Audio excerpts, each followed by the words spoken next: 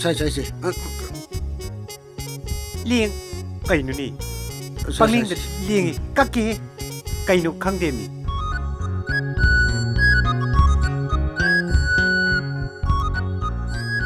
สิวันนี้ยารามันนี่เนี่ยใช่เลยนะโพสต์น่าสักคุที่ดูกับเกนิ่งสิกาเกนเฮ้ย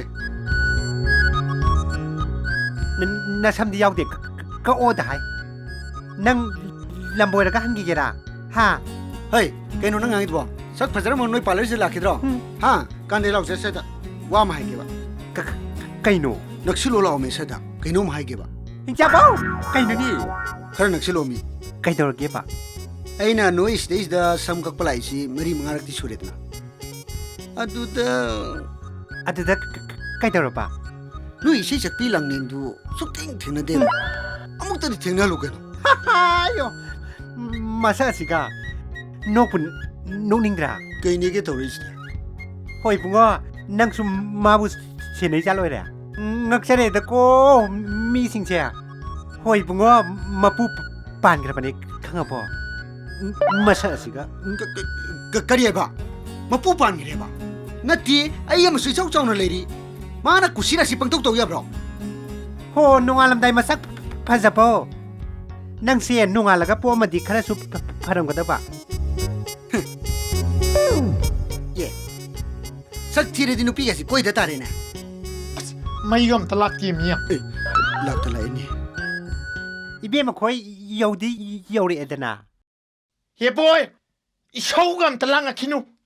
ว่าเป็นรวยแล้วจานี่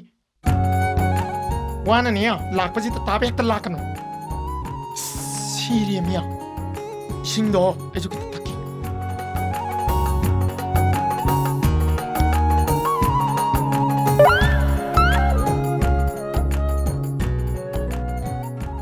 เห็นน้องอารมณ์ได้ไก่หนูนั่งหลังเรียนซาแต่ก็ยิ่งตัวก็ดีมีตาคนด่าโนหินซาโบมาชักก็สิวะไก่หนูตัวเยี่ยมอ่ะดูร่างอันนี้เฮกยิงกันนะให้เนื้อต้มนั่นเนี่ยพี่โรเซ่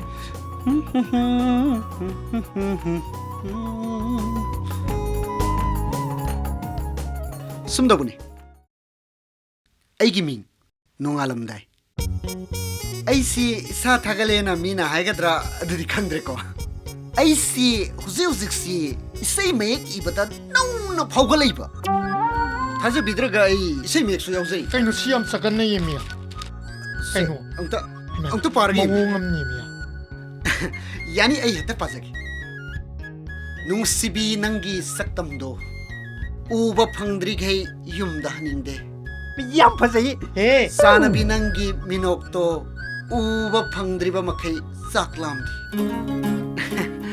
ไม่ทงยังบินูทำมวยยังบิวอีกไก่ขังดับปักขังสุตาหันบิกันยามภาษาเฮ้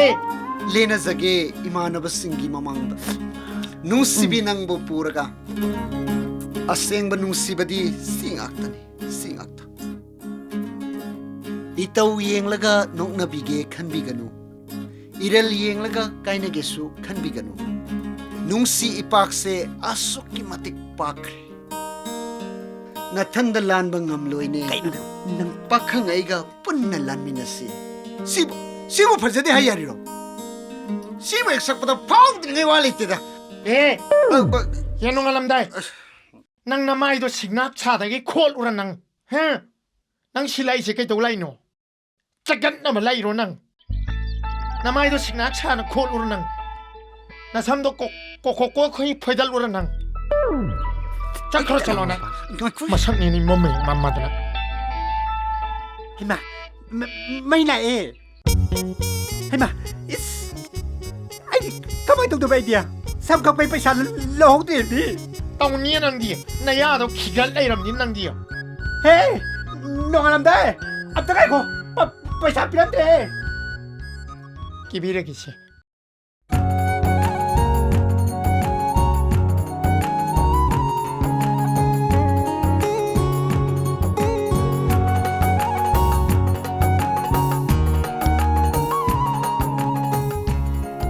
ร้อยปุ่นเล็บยัง Sanjitเนี่ยนะเชียงตัวทำมันดีมีไม่ป่วยสินะเนี่ย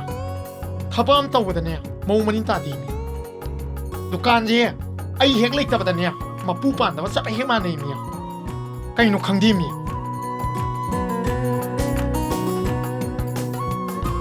สเปรย์ครักกับเกสันจิกังกัง